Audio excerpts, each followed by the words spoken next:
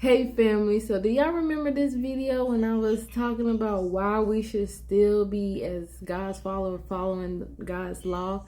If you haven't watched it, go and watch this video, okay? So let's just get into this.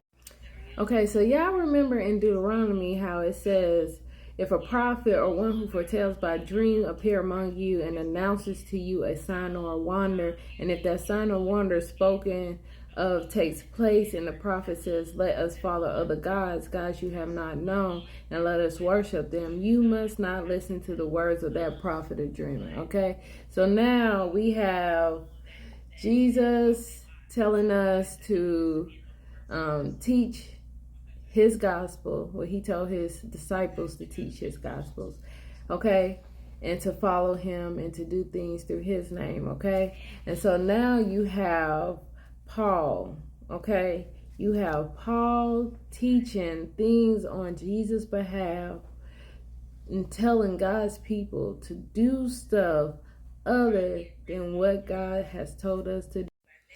Okay, so we see how there's starting to be a contradiction, okay? Because if you go to Galatians 1 and 8, it says, but even if we or an angel from heaven should preach a gospel other than the one we preach to you, let them be under God's curse, as we have already said. Now I say again, if anybody is preaching to you a gospel other than what you accepted, let them be under a curse, okay? So you have God telling us as his people, don't listen to anybody, and I mean anybody. If they're not telling you to follow my laws and commands, okay? If they're not telling you to, do my festivals and all that stuff like that I have told you to do not listen to them at all. I don't care who they say they are or who they claim to be. Don't listen to them, okay?